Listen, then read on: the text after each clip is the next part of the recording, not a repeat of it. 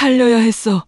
나를 똑바로 보고 있더라고요. 그 눈빛이 나처럼 버려진 눈이었어요. 그 이후 연락 끊긴 자식한테 전화가 오고 밭은 손도 안 댔는데 풍작이 나고 없는 줄 알았던 유산이 나타났고 마을 사람들이 저를 기적의 할머니라 부르기 시작했어요. 나는 그냥 거북이 하나 살린 것뿐인데. 그런데요, 그 거북이가 내 남편 유품 사진 속에도 있었더라고요.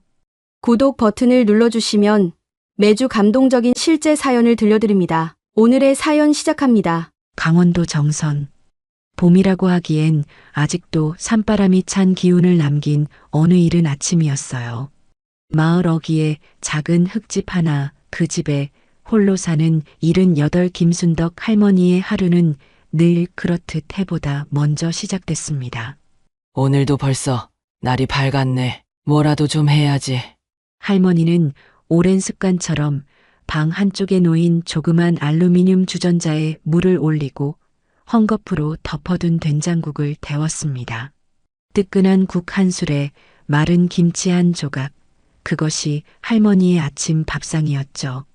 자식이 둘 있으나 연락은 끊긴 지 오래. 딸은 서울 변두리 요양병원 간병인으로, 아들은 배다리를 전전하며 그저 하루를 넘기기 바쁜 삶을 살고 있다 들었습니다. 그래도 할머니는 누구를 원망하지 않았어요. 오히려 이렇게라도 혼자 살아있다는 것이 다행이라 여겼습니다. 마당 끝 텃밭엔 겨우내 얼어붙었던 흙이 서서히 녹고 있었지만 할머니는 몸이 성치 않아 제대로 손을 댈 엄두가 나지 않았어요. 무릎이 아프고 허리도 펴기 힘들었죠. 그래서 요즘은 예전처럼 장에 내다 팔 채소도 기르지 못하고 있었어요. 하지만 그날은 뭔가 달랐습니다.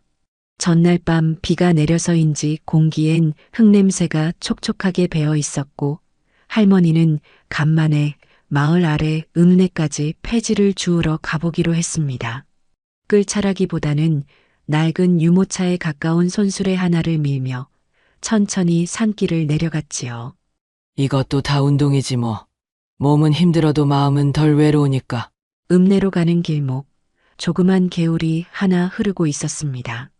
동네 사람들이 마을 청소할 때마다 쓰레기를 무심코 던져놓는 바람에 개울 근처엔 종종 잡다한 비닐이며 플라스틱 쓰레기들이 수북했어요. 할머니는 지나가다 문득 눈에 밟힌 검은 비닐 덩어리 하나를 힐끗 바라보다 무심코 멈춰 섰습니다. 그 비닐봉지 틈 사이 마치 낡은 바가지처럼 딱딱한 무언가가 살짝 고개를 들고 있었거든요. 가까이 다가가니 그것은 거북이였습니다. 어머야, 이게 무엇이단가? 거북이잖아? 껍질은 흙먼지와 플라스틱 조각에 덮여 있었고 다리 한쪽은 버려진 철사에 걸려 움직이지 못하고 있었어요. 마치 누가 일부러 던져놓은 것처럼 혹은 스스로 잘못 빠져나오다 엉킨 듯 했지요. 할머니는 손수건을 꺼내 조심스럽게 거북이 몸에 덮인 찌꺼기들을 닦기 시작했습니다. 그리고는 자신이 무릎에 바르려 갖고 다니던 멸균 연고를 꺼내 들었죠. 잠깐만, 이거라도 좀 어디 보자. 작은 생명이었지만 눈빛만은 어딘가 간절했습니다. 마치 살고 싶다고 말하는 것처럼요. 할머니는 연고를 상처 위에 바르고 물 한 병을 꺼내 조심스럽게 뿌려주었습니다. 그리고 개울 가장자리, 풀이 자라는 바위 근처에 거북이를 내려놓으며 혼잣말처럼 말했어요. 살아야지.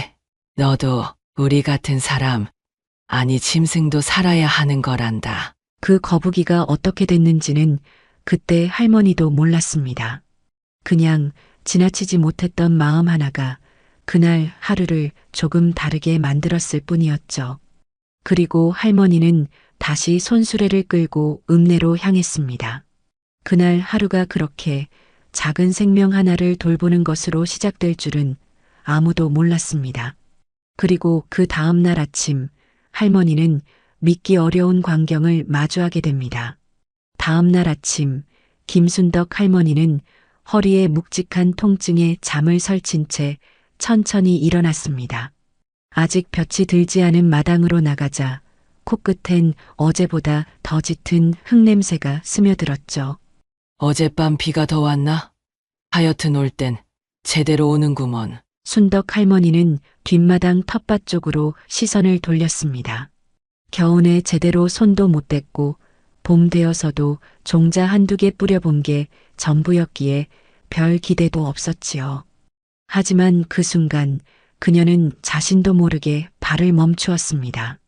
텃밭 한켠 그저 묻어둔 기억뿐이던 열무 씨앗이 무성하게 싹을 틔우고 있었던 겁니다.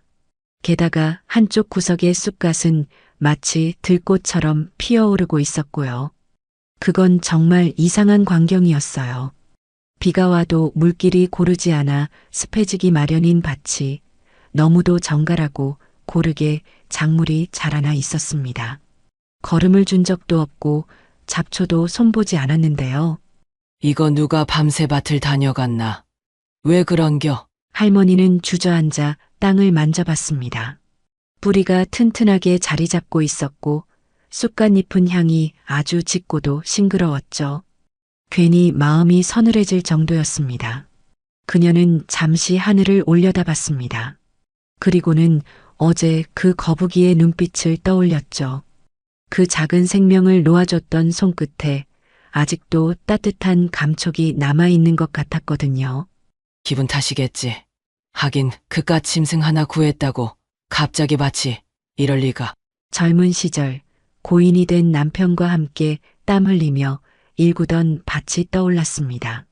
남편은 밭고랑을 만들고 할머니는 쪼그리고 앉아 모종을 하나씩 심었죠.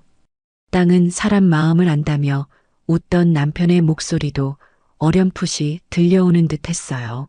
그 양반이 봤으면 뭐라 했을까? 며칠 후 작물은 더 활짝 자랐고 순덕 할머니는 그걸 몇 단 챙겨 읍내 장터로 향했습니다. 오랜만에 나가는 장이었어요. 거기서 만난 이웃 정분이 할머니가 눈을 동그랗게 뜨며 말했죠. 순덕아, 이 쑥갓 어디서 났어? 향이 그냥 산에서 캔 거 같구먼. 그냥 집 텃밭에서 나온 거지 뭐. 내가 뭘 하긴 했겠어. 그날 장터에서는 사람들이 하나둘 모여들더니 순덕 할머니의 열무와 쑥갓을 쓸어갔습니다. 이거 좀 더 없어요? 하는 소리가 귓가에 맴돌았죠. 그때 할머니는 처음으로 생각했습니다. 어쩌면 이건 정말 그냥 우연만은 아닐 수도 있겠다고요. 그리고 그날 저녁 낯선 청년 하나가 할머니의 텃밭 사진을 찍어 SNS에 올립니다. 그것이 또 다른 기적의 시작이 될 줄은 아무도 몰랐습니다. 그날 이후 읍내 장에서는 이상한 소문이 퍼지기 시작했습니다. 정선 읍내 쪽에 귀한 작물이 자란다더라. 어느 할머니가 손도 안 댄 밭에서 보물 같은 쑥갓을 수확했다더라는 말들이 장터에 여기저기서 들려왔지요. 그 열무 봤어? 시래기처럼 거칠 줄 알았는데 속이 그냥 꽉 찼더라니까. 쑥갓 향이 산에서 뜯은 거보다 엄청 진해. 거기에다 뭐 뿌린 거 아냐? 그 중심에 순덕 할머니가 있다는 소문도 돌았지만 정작 본인은 별 생각 없이 집으로 돌아와 늘 하던 대로 쑥갓을 다듬고 있었어요. 그저 살다 보니 이런 날도 있는 거지 뭐. 그런데 며칠 후 할머니의 집 앞에 낯선 청년이 찾아왔습니다. 손에는 스마트폰을 들고 있었고 눈빛은 어딘가 반짝였죠. 할머니, 저 유튜브 하는 청년인데요. 그날 시장에서 할머니 작물 보고 너무 감동받아서요. 혹시 밭 동영상 좀 찍어도 될까요? 동영상? 내 밭이 뭐 볼 게 있다고. 청년은 웃으며 허리를 깊이 숙였고 할머니는 머뭇거리다 결국 허락했죠. 그날 오후 순덕 할머니의 작물이 담긴 영상은 농촌의 기적이라는 유튜브 영상으로 올라갔습니다. 그리고 며칠 후 할머니의 손전화기가 울리기 시작했습니다. 시장통에서 몇 번 봤던 카페 사장님부터 건강식품점 운영하는 사람까지 모두가 하나같이 말했죠. 할머니, 혹시 그 쑥갓이랑 열무납품 가능하실까요? 저희 매장 고객분들이 계속 찾으셔서요. 처음엔 믿기 어려웠지만 실제로 사람이 찾아와 계약서를 내밀었습니다. 할머니는 펜을 쥔 손이 떨렸어요. 살면서 이런 일은 처음이었거든요. 이게 진짜로 나한테도 이런 날이 오는구먼. 그날 밤 순덕 할머니는 오랜만에 방등을 켠 채 늦도록 깨어 있었습니다. 손바닥을 가만히 바라보며 말없이 웃었죠. 그리고 문득 개울가 바위에 조용히 놓아두었던 거북이 생각이 났습니다. 그 아이 아직 거기 있으려나? 다음 날 새벽 할머니는 다시 개울가로 향합니다. 그곳에서 또 다른 장면이 그녀를 기다리고 있었죠. 해가 뜨기 전 바람이 아직 차가운 시간. 순덕 할머니는 두툼한 조끼를 입고 조심조심 개울가로 향했습니다. 손에는 보온병 하나와 조그만 보자기, 속엔 삶은 고구마 2개와 마른 멸치가 조금 담겨 있었지요. 어디 가버렸을란가? 그냥 한번 와봤지 뭐. 개울가엔 봄비로 물이 조금 불어 있었지만 여전히 물살은 잔잔했고 바위는 그날 그대로였습니다. 할머니는 바위 가장자리에 쪼그려 앉아 주변을 살폈습니다. 그러다 조심스럽게 뭔가를 알아챘어요. 물가 너머 얕은 흙탕물 속에서 무엇인가 꿈틀거렸습니다. 순덕 할머니는 손을 뻗어 바위 옆으로 가보았고 그곳엔 작고 젖은 거북이 한 마리가 다시 몸을 말고 앉아 있었습니다. 아직 여기 있었구먼. 거북이는 눈을 느리게 깜빡이며 마치 할머니를 알아보는 듯한 눈빛을 보냈습니다. 할머니는 조심스럽게 고구마를 조금 떼어내어 앞에 내려놓았고 마른 멸치 하나도 가지런히 옆에 놓았습니다. 그 순간 순덕 할머니는 이상하게도 눈시울이 붉어졌습니다. 누구에게도 기대지 않고 살아온 세월, 어떤 날은 말 한마디 없이 하루를 넘긴 날도 많았죠. 그런데 그 조용한 새벽, 그 작은 생명체 하나가 자신을 기다려준 듯한 그 감정은 뭐라 형언하기 어려운 것이었습니다. 나도 살아야겠다. 너처럼 살면서 누굴 한 번이라도 다시 본단 게 이런 기분이었구나. 그녀는 문득 수십 년 전 이곳에서 남편과 함께했던 기억이 떠올랐습니다. 막 결혼하고 올라온 이 마을, 낯선 사람들 속에서 유일하게 자신을 웃게 했던 사람. 남편은 개울가에서 돌을 줍고 그녀는 손수건에 싸온 주먹밥을 꺼내 함께 나눠 먹었었죠. 그땐 세상 걱정 없이 웃었었는데 지금은 모두 지나가 버렸습니다. 그리고 또 하나 떠오른 장면. 자식들이 어린 시절 개울가에서 신발 벗고 뛰놀던 모습. 막내는 바위를 미끄럼틀 삼아 미끄러졌고 큰딸은 개울가에서 작은 물고기를 잡으려고 소리치며 달렸었죠. 다들 잘 살고 있는 거 맞겠지? 한때 품 안에서 울고 웃던 아이들이 이제는 전화 한 통 없는 어른이 되었습니다. 그들을 탓하지는 않았지만 가끔은 아주 조금 서운했죠.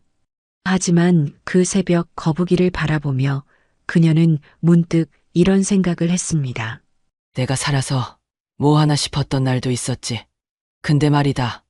얘야, 지금 이 순간 너 덕에 내가 살아있는 것 같다. 그녀가 앉아있는 동안 바람은 조금씩 부드러워졌고 하늘은 푸르스름하게 밝아오기 시작했습니다.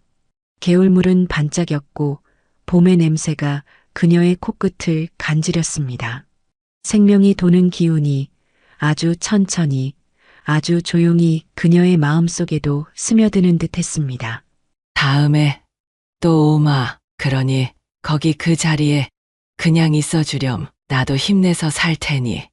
그날 아침 순덕 할머니는 다시 걸음을 옮기며 문득 생각했습니다. 살아야지. 그래야 또 누굴 만나지. 그리고 집으로 돌아온 그날 오후 예기치 못한 전화 한 통이 걸려왔습니다. 여보세요. 어머님 저예요. 큰딸이에요. 엄마 괜찮으세요? 전화기 너머에서 들려오는 목소리는 분명 큰딸 영숙이의 것이었습니다. 몇 년 만에 듣는 그 음성은 낯설 만큼 어른스러웠고 또 떨리고 있었어요. 엄마, 저예요. 많이 늦었죠. 전화해야 하는 거 아는데 그게 참 쉽지가 않더라고요. 순덕 할머니는 한동안 아무 말도 하지 못했습니다. 심장이 빨리 뛰었고 손은 수화기 위에서 덜덜 떨렸죠. 그녀는 가만히 눈을 감았다 떴습니다. 그래. 너 목소리 안 까먹고 있었지.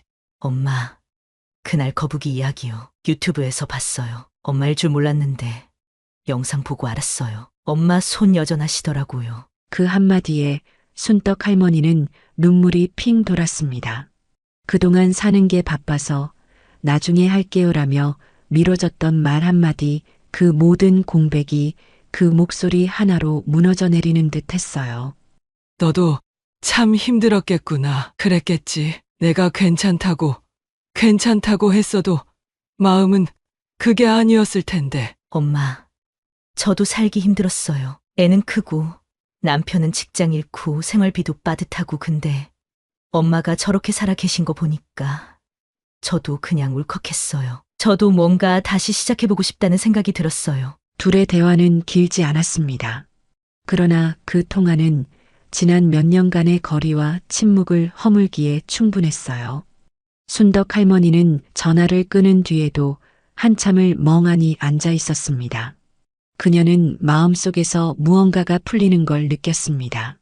마치 오래 묵은 옷장의 나프탈렌 냄새가 처음으로 사라지는 듯한 기분이었죠. 이런 날도 오는구먼. 그래, 살아있어서 다행이다. 영숙이는 어릴 적 엄마가 해준 꽃무늬 원피스를 입고 마당을 돌며 까르르 웃던 아이였어요. 엄마, 나 커서도 엄마랑 살 거야. 라고 말하던 그 얼굴이 불현듯 떠올랐죠. 그 기억에 할머니는 손등으로 눈가를 훔치며 속으로 한참을 중얼거렸습니다. 참, 사람 인연이란 게 다 그런 거였지. 미운 것도 그리운 것도 다 사람 맘에서 나오는 거더라. 그날 밤 순덕 할머니는 이불을 덮으며 다시 한번 거북이를 떠올렸습니다. 그 아이가 내 인생을 바꿔놓은 걸까? 아니면 내가 그 아이를 구하려 했던 그 마음이 나를 다시 살게 했던 걸까? 밖은 조용했고 달빛은 창문 틈으로 할머니의 손등 위에 살포시 내려앉았습니다. 그녀는 그 손을 가만히 바라보며 작게 웃었습니다. 그 작은 손길 하나가 참 큰일을 했구먼. 며칠 후 집 앞에 또 하나의 택배가 도착합니다. 보내는 이 없음. 박스를 열자 그 안에는 익숙한 무늬의 천조각과 함께 작은 메모가 들어 있었습니다. 당신의 선행을 기억합니다. 딱 그 말뿐이었죠. 발신자도 없고 주소도 없는 소포. 순덕 할머니는 쪽지를 곱게 접어 다시 천에 감싸 넣으며 고개를 갸웃했어요. 누군지 몰라도 이상한 사람이네. 그저 고맙다고 하면 되는 걸 뭐. 그날 이후 이상한 일이 잇따라 일어났습니다. 우선 할머니의 텃밭에 심은 작물들이 마치 비밀스런 약속이라도 한 듯 일제히 기운을 뻗쳐 자라기 시작했어요. 열무는 줄기마다 속이 꽉 찼고 쑥갓은 꽃처럼 피어 향이 짙었습니다. 벌레 한 마리 없이 반듯하게 뻗은 잎사귀들이 햇살을 받아 반짝였죠. 순덕 할머니는 매일 아침 텃밭을 둘러보며 마음속으로 중얼거렸습니다. 이건 정말 설명이 안 되네. 진짜 거북이 덕일까?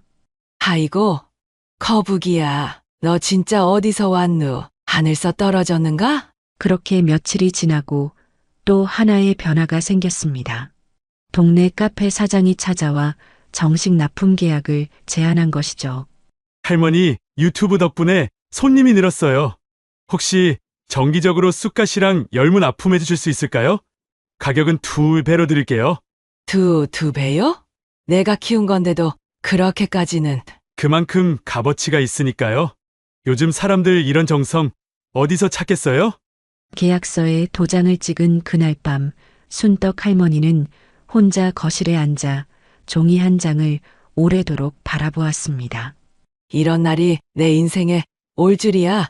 난 그냥 거북이 하나 살려줬을 뿐인데. 그리고 그 주말 마을에서 할머니가 쓰던 폐가 앞마당에 트럭 한 대가 멈춰 섰습니다. 누군가 폐가를 사겠다고 나섰고 할머니에게는 계약금 명목으로 100만 원이 건네졌죠. 이건 정말 우연이겠지? 사람이 잘 살면 복도 오는 법이니까. 하지만 그 다음날 우체통에 꽂혀 있던 작은 봉투 하나가 또 다른 기적의 신호가 되리란 걸 순덕 할머니는 아직 몰랐습니다. 등기, 보건복지부, 그 안에는 오래 기다렸던 한 통의 공문이 들어 있었어요. 보건복지부에서 온 등기 봉투는 얇고 조용했지만 그 속엔 할머니의 세상을 바꿀 내용이 담겨 있었습니다. 오래전 신청했던 농어촌 어르신 주거환경 개선 사업이 승인됐다는 통지서였죠. 이게 진짜 된 거야? 나 같은 사람도 되는구먼. 내용은 이랬습니다. 할머니의 주택 외벽 보수, 지붕 누수 보강, 내부 단열 시공 등 총 600만 원 상당의 지원이 확정되었고 시공은 다음 달 중 착공 예정이었죠. 그날 오후 순덕 할머니는 동네 복지센터에 들러 직원과 함께 절차를 확인했습니다. 오랜만에 읍내로 나가는 길이었지만 걸음은 가볍고 마음은 따뜻했어요. 복지센터 입구에서 마주친 동네 사람들은 반가운 인사를 건넸습니다. 순덕이 아지매, 그 거북이 이야기 이제 읍내 사람들이 다 알아요잉. 복 받았구먼. 아이고, 그런 게 다 복이겠어요. 그저 지나치지 못한 마음이었지. 서류를 작성하고 돌아오는 길, 순덕 할머니는 자신의 집을 천천히 바라봤습니다. 오래전 남편과 함께 지었던 집, 신혼 초 마을 사람들이 도와서 삽질하고 기와장 올려 지은 그 집이었죠. 지붕이 새고 벽이 갈라진 지 오래였지만 그 모든 흔적이 살아온 세월의 증거 같아 감히 손도 못 댔던 곳. 그 양반이 있었으면 우리 집이 고쳐진다고 참 좋아했을 텐데. 그날 밤 또 하나의 반가운 일이 일어났습니다. 낡은 핸드폰에 또 하나의 전화가 걸려왔습니다. 발신자 표시가 차남으로 떠 있었죠. 응, 동수? 이 녀석이. 전화를 받은 건 정말 오랜만이었습니다. 수화기 너머에서 들리는 아들의 목소리는 여전히 거칠고 조금은 주저하는 기색이 있었습니다. 엄마, 저예요. 동수요. 잘 계셨죠? 갑자기 전화해서 죄송해요. 그냥 좀 보고 싶어서요. 할머니는 말이 나오지 않았습니다. 그저 고개만 끄덕이고 한참을 수화기를 들고 있었습니다. 그리고 천천히 오래 묵은 마음속의 매듭이 풀리는 듯한 기분이 들었죠. 그래, 보고 싶었단 말 참 오랜만에 듣는구먼. 잘 왔다. 우리 동수, 잘 왔어. 잠시의 정적 후 동수는 조심스레 자신이 그간 어떤 삶을 살았는지 털어놓기 시작했습니다. 공사장 일, 택배 일 안 해본 게 없었다고 했습니다. 그렇게 땀 흘려번 돈으로 근근히 살아왔지만 어머니에게 전화 한 통 하지 못한 건 항상 마음에 걸렸다고 했죠. 근데 엄마 솔직히 말하면요. 저도 요즘 기적이 있었으면 좋겠다 싶었어요. 근데 엄마 영상 보고 진짜로 뭔가 느꼈어요. 엄마는 그 거북이 덕분이라지만 저는 엄마 마음이 만들어낸 거라고 생각했어요. 순덕 할머니는 천천히 눈을 감았습니다. 기적은 언제나 마음에서 시작된다는 그 말이 이렇게도 따뜻하게 들릴 줄은 몰랐습니다. 기적이란 게 꼭 남한테서 오는 건 아니더라. 네 말이 맞다.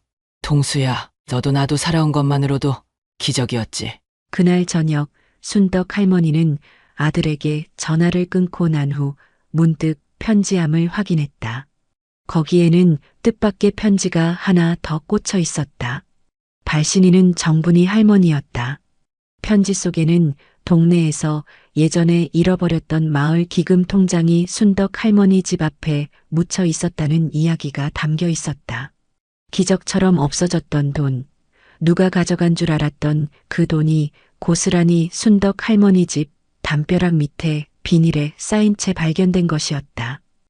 내가 그걸 어떻게 갖고 있었단 말이냐? 경찰은 고의는 없었다는 판단을 내렸지만 순덕 할머니는 당혹스러움과 함께 어딘지 모를 누군가의 개입을 느꼈다. 그리고 다음 날 아침 누군가 현관 앞에 익명의 꽃다발과 함께 남긴 짧은 메모. 마음이 움직이는 곳에 기적이 머문다. 그리고 그날 오후 동수는 낡은 캐리어 하나와 함께 순덕 할머니의 집 대문을 조용히 열었다. 그는 눈을 피하며 말했다. 엄마 혹시 저 여기서 며칠만 지내도 될까요? 그날 이후 동수는 순덕 할머니의 집에서 함께 지내기 시작했습니다. 낡은 캐리어 하나에 담긴 그의 짐은 얼마 되지 않았고 마치 집에 잠시 들른 여행자처럼 조용히 안방 옆 작은 방에 짐을 풀었습니다. 저놈이 어릴 적에 저 방에서 잠도 안 자고 뛰어다녔지. 세월이란 게 참말로 이상타. 처음 며칠은 조용하고 따뜻했습니다. 아침이면 동수가 밭에 나가 잡초를 뽑고 할머니가 물을 주었습니다. 간단한 점심은 마루에 상을 펴고 둘이 나눠 먹었지요. 그 모든 순간이 마치 오래 잊고 있던 일상을 되찾은 것처럼 평화로웠습니다. 그러던 어느 날 동수는 우체국에 다녀오겠다고 나간 뒤 한참을 돌아오지 않았습니다. 저녁 무렵 얼굴이 굳은 채 돌아온 그는 휴대폰을 손에 들고 멍하니 앉아 있었습니다. 뭔 일이냐? 누가 뭐라고 했디? 그냥 옛날 일을 들쑤신 사람이 있어서요. 제가 예전에 돈 떼먹은 줄 알고 있던 친구가 연락 와서 따졌어요. 동수는 억울하다 말했지만 세상은 그의 과거를 쉽게 잊지 않았습니다. 몇 년 전 보증 문제로 경찰 조사까지 받았던 기록이 동네 소문으로 새어나간 것이죠. 읍내의 어느 가게에서는 동수가 할머니 아들이란 말에 물건 파는 것도 꺼리는 눈치를 보였다는 이야기까지 들려왔습니다. 엄마, 저 다시 서울로 올라갈게요. 여긴 내가 있어도 되는 자리가 아닌 것 같아요. 그 말을 들은 순떡 할머니는 천천히 고개를 들었습니다. 그리고 말없이 부엌으로 향해 숭늉 한 그릇을 덮이기 시작했습니다. 김이 모락모락 올라오는 그릇을 동수 앞에 내밀며 그녀는 단호히 말했습니다. 밥 한 그릇 다 못 먹고 도망치면 그게 더 부끄러운 짓이여. 너 여기 남아. 그 눈초리 피하지 말고 네가 바뀌었다는 거 사람들한테 보여줘야지. 동수는 그날 밤 마당의 텃밭 앞에서 한참을 서 있었습니다. 손끝으로 열무잎 하나를 쓸어내리며 말없이 속으로 다짐했습니다. 나는 다시 살아볼 거야. 엄마가 이렇게 날 품었는데 나도 이제 똑바로 서야지. 그러나 평화는 오래가지 않았습니다. 다음 날 아침 마을 이장이 급히 순덕 할머니 집을 찾았습니다. 순덕 씨, 며칠 전 읍내에 이상한 일이 있었어요. 누가 마을 기금 통장을 노리고 도난 사건을 꾸민 것 같아요. CCTV엔 마을 사람 얼굴 같은 사람이 찍혔다는데 사람들이 이상하게 동수 씨 이야기하더라고. 뭐라고? 우리 아들이 그런 일에 휘말렸다고요? 마을 주민들 사이에서 동수에 대한 소문은 걷잡을 수 없이 퍼져나갔습니다. 서울에서 문제 있었던 사람이라더라. 순덕이 할매 돈도 노리는 거 아냐는 말까지 나왔죠. 순덕 할머니는 한동안 장에 나가지 않았습니다. 대신 집 앞에 남겨진 쪽지 하나를 쥔 채 생각에 잠겨 있었어요. 쪽지에는 짧게 적혀 있었습니다. 마음을 믿되 눈을 의심하라. 그리고 그날 저녁 순덕 할머니는 텃밭 가장자리에서 누군가 몰래 파헤친 흔적을 발견합니다. 그 속에서 나온 것은 오래된 사진 한 장. 젊은 시절의 순덕, 남편 그리고 아직 아기였던 동수 그들 옆에는 분명히 그 거북이와 닮은 정체불명의 형체가 흐릿하게 찍혀 있었습니다. 사진 속 흐릿한 형체는 얼핏 보면 그냥 바위 같기도 무릉덩이의 반사처럼 보이기도 했지만 자세히 들여다보면 등껍질의 패턴, 둥글게 담은 입, 그리고 무언가를 응시하는 듯한 눈망울이 분명했습니다. 순덕 할머니는 손끝이 떨릴 정도로 오래도록 그 사진을 들여다봤습니다. 이게 설마 그 거북이란 말이냐? 예전부터 있었단 말이야? 그날 밤 순덕 할머니는 오랜 기억 속으로 빨려 들어갔습니다. 아직 젊고 남편과 아이 셋을 돌보며 분주했던 시절, 개울가에서 낯선 할머니가 자신에게 다가와 말했던 이상한 이야기가 떠올랐습니다. 이 마을엔 오래된 눈이 있어요. 바위가 눈을 감고 지켜보다가 그 마음을 알아보면 다시 뜨지요. 그때는 무언가를 바꿔놓지요. 그땐 그냥 노망든 사람의 이야기라 여겼습니다. 하지만 지금 그 사진을 보고 다시 떠오른 그 말은 마치 예언처럼 느껴졌습니다. 순덕 할머니는 이튿날 마을 뒷산에 있는 폐사터를 찾았습니다. 그곳엔 오래전 사라진 절의 흔적이 있었고 마을 노인들 사이에선 상거북이 석상이 묻혀 있다는 전설이 있었습니다. 그거 알지, 순덕 씨? 우리 어릴 때는 저 밑에 거북이 석상 있었다고들 했잖아. 근데 그게 어느 날 없어졌지. 누가 훔쳐갔다는 말도 있고 그냥 땅이 삼켰다는 말도 있고. 순덕 할머니는 폐사터에 낙엽을 치우고 조심스럽게 돌을 들추기 시작했습니다. 몇 시간 후 흙에 반쯤 묻힌 조각 하나가 모습을 드러냈습니다. 그건 분명히 사진 속 형체와 똑같은 등껍질 무늬를 가진 돌거북이 조각이었습니다. 이건 그냥 우연이 아니야. 그 조각을 안고 돌아오는 길, 순덕 할머니는 개울가에 잠시 멈췄습니다. 그리고 마음속으로 속삭였죠. 내가 널 그냥 지나는 마음 없이 봤으니 넌 나를 지켜준 거구나. 고맙다, 거북아. 그날 밤 순덕 할머니는 동수에게 사진과 조각 이야기, 그리고 어릴 적 전설에 대해 털어놓았습니다. 아들은 말없이 듣고 처음으로 어머니의 손을 꼭 잡았습니다. 엄마, 나도 지켜줄게요. 이 집, 이 밭, 그리고 엄마. 내가 이제는 엄마 옆에 남아서 살아볼게요. 그 밤 마당에 누운 거북이 조각 아래 작은 촛불 하나가 놓였습니다. 바람 한 점 없는 밤, 순덕 할머니는 처음으로 안도하며 잠이 들었습니다. 하지만 그 평온한 새벽 갑작스레 문 밖에서 들려온 경운기 시동 소리, 그리고 거친 목소리 한 줄이 들려왔습니다. 야, 순덕이, 그 늙은이, 너 그 땅 문서 아직도 갖고 있지? 새벽녘 고요하던 마당을 깨운 건 낯선 남자의 거친 외침이었습니다. 순덕 할머니는 이불을 움켜쥔 채 벌떡 일어났고 동수는 황급히 방문을 열고 밖으로 나갔습니다.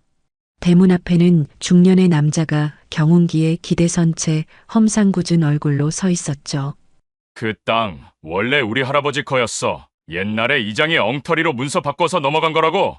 너 그 문서 아직도 갖고 있지? 누구십니까? 왜 새벽부터 와서 이러세요? 나는 최길수야. 우리 할머니가 순덕이 아주머니랑 어릴 적 친구였지. 그땐 뭣도 모르고 넘겼지만 이제 와 생각하니 억울해서 말이야. 내 땅을 찾겠다는 거지. 동수는 할머니를 부르려 했지만 이미 순덕 할머니는 조용히 마당에 나와 있었습니다. 그녀는 한참을 아무 말 없이 길수를 바라보다가 담담하게 말했습니다.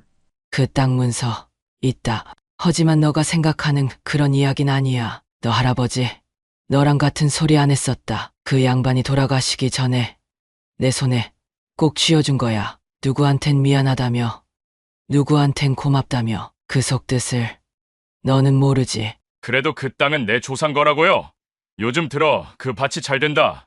돈이 돈을 번다 말이 많던데 그거 전부 우리 집 목 아닙니까? 마을 사람들도 하나둘 고개를 내밀며 상황을 지켜보았습니다. 누군가는 길수의 말에 고개를 끄덕였고 또 누군가는 조용히 할머니의 편에 섰습니다. 이장이 중재에 나섰지만 상황은 쉽게 수습되지 않았습니다. 길수야, 마음은 알겠다.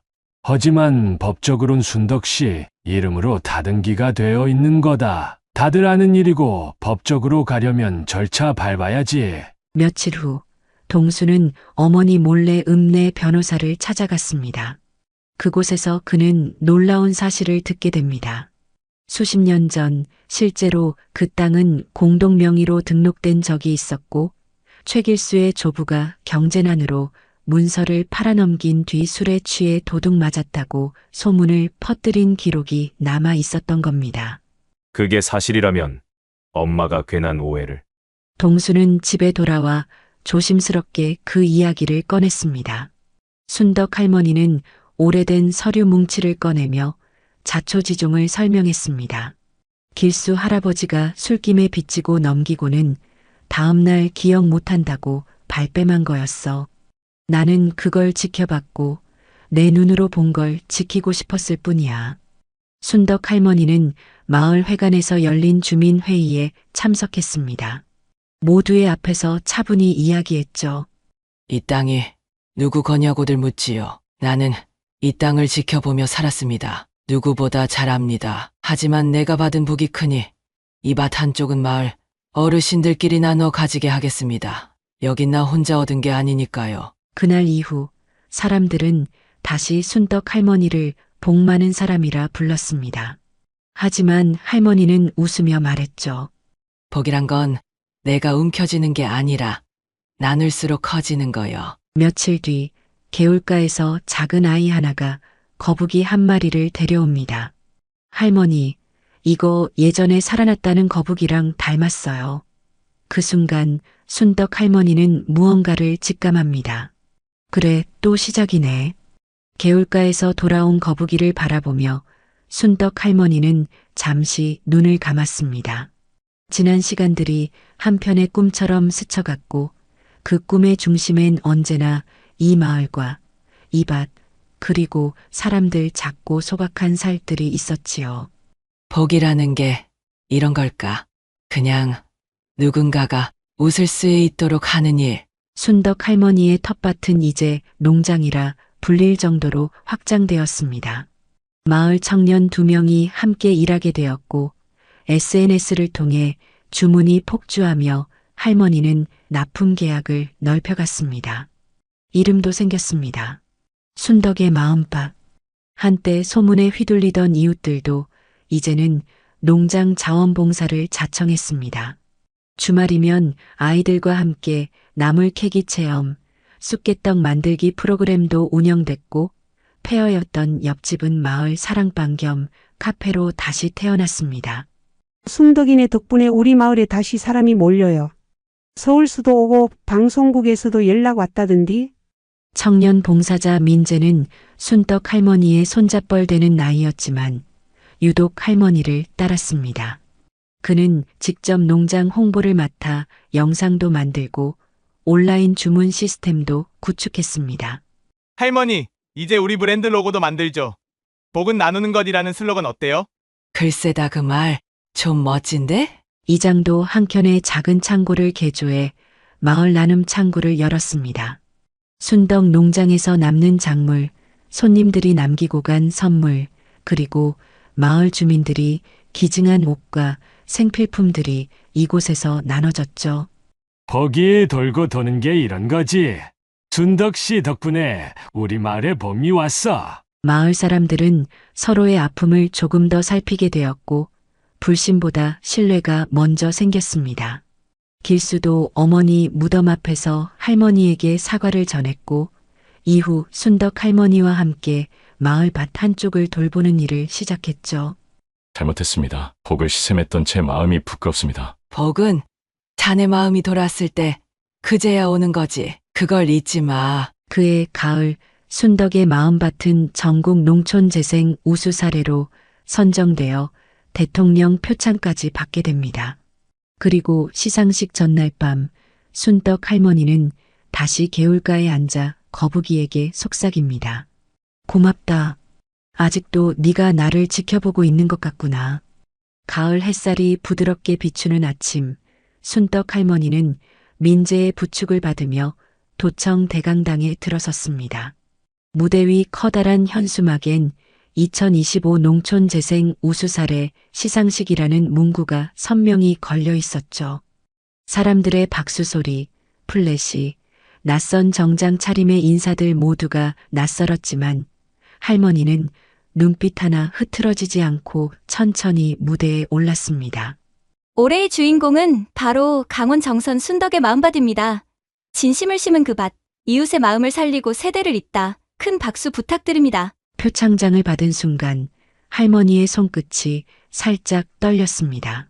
그리고 무대 아래를 내려오던 그때 한 명의 노인이 다가왔습니다. 눈가 주름이 깊고 긴 지팡이를 짚은 그 사람은 조심스럽게 입을 열었죠. 혹시 순덕 씨 맞지요? 예전에 정분이하고 같이 학교 다니던 나 정분이 외삼촌이요. 순덕 할머니는 그 얼굴을 알아보는데 오래 걸리지 않았습니다. 어릴 적 정분이 집에 놀러 갔을 때 종종 만났던 외삼촌. 하지만 더 놀라운 건 그의 다음 말이었습니다. 그 거북이 기억하시오. 사실 그건 우리 집안에 전해 내려오는 물건이었소. 오래전 폐사에 있던 석상이자 보살핌의 상징이었지요. 몇몇 사람들만 알았소. 옛날 당신 남편이 홍순한 날 그 돌을 품고 살려낸 적이 있었지요. 그때부터였소. 당신 집에 복이 깃든 게. 순덕 할머니는 눈을 크게 떴습니다. 남편이 말없이 품고 돌아온 그 돌덩이 하나, 개울가 옆에 있던 돌거북 조각, 그것이 모든 시작이었단 사실에 입을 틀어막았습니다. 그 양반이 말도 안 하고 그런 걸 지켜내고 있었던 거구먼. 그는 그걸 내놓지 않았소. 그저 묵묵히 지켜냈지요. 그리고 그 복은 당신이 이어받았던 겁니다. 이제 그 이야기를 세상에 알릴 때가 된 것 같소. 그날 시상식장에서 순덕 할머니는 준비된 연설 대신 짧게 말했습니다. 이 밭은 혼자 만든 게 아닙니다. 나무는 뿌리가 있고 복은 마음에서 옵니다. 그리고 그 마음은 아주 오래전 한 남자의 조용한 손끝에서 시작됐습니다. 이 상은 그에게 바칩니다. 시상식 이후에도 마을은 조용히 그러나 분명히 달라져 있었습니다. 순덕 할머니의 마음밭은 이제 마을의 상징이 되었고 매주 새로운 방문객들이 다녀갔습니다. 하지만 할머니는 여전히 이른 아침이면 마당을 쓸고 밭에 나가 싹을 살피며 하루를 시작했습니다. 이제는 이름난 밭이 됐지만 그래도 흙은 내 손으로 만져야 진짜 같지. 민재는 도시로 돌아갔지만 주말마다 들렀고 동수는 본격적으로 농사를 배우기 시작했습니다. 딸 영숙은 자주 전화를 걸어왔고 할머니는 매일 손주들 사진을 보는 낙으로 저녁을 맞이했습니다. 사진 속 저 눈빛, 어릴 적 네 눈빛이랑 꼭 닮았구나, 영수가. 마을 학교에서는 순덕 할머니를 초청해 기적의 밭 이야기 수업을 열었습니다. 아이들은 할머니를 거북이 할머니라 불렀고 밭에서 직접 거북이 모양 쑥떡을 만드는 체험 활동도 인기였습니다. 할머니, 진짜 거북이였어요? 마법 거북이? 마법은 아니고 사람 마음을 바꾸는 거지. 그게 진짜 기적이란다. 계절은 다시 봄을 향해 움직였고 개울가는 여전히 맑은 물이 흘렀습니다. 누군가는 그것이 단순한 자연이라 말했지만 순덕 할머니에게는 언제나 누군가의 숨결처럼 느껴졌습니다. 나는 아직도 모르겠어. 그 거북이가 진짜였는지 아니면 내 마음이 만들어낸 기적이었는지. 하지만 한 가지는 확실히 알겠어. 누구든 누군가를 위해 무언가를 하면 그 마음은 언젠가 반드시 돌아온다는 거. 그게 인생이라는 거야. 그날 이후로도 순덕 할머니는 특별한 일을 하지 않았습니다. 그저 예전처럼 아침마다 개울가를 향해 걸어갔고 가끔은 거북이 이름을 부르듯 낮게 웃었습니다. 여러분도 인생에서 이런 선택의 순간 있으셨죠? 댓글로 남겨주세요. 다음에도 지난 여운이 남는 이야기로 찾아뵐게요. 구독과 좋아요 부탁드립니다.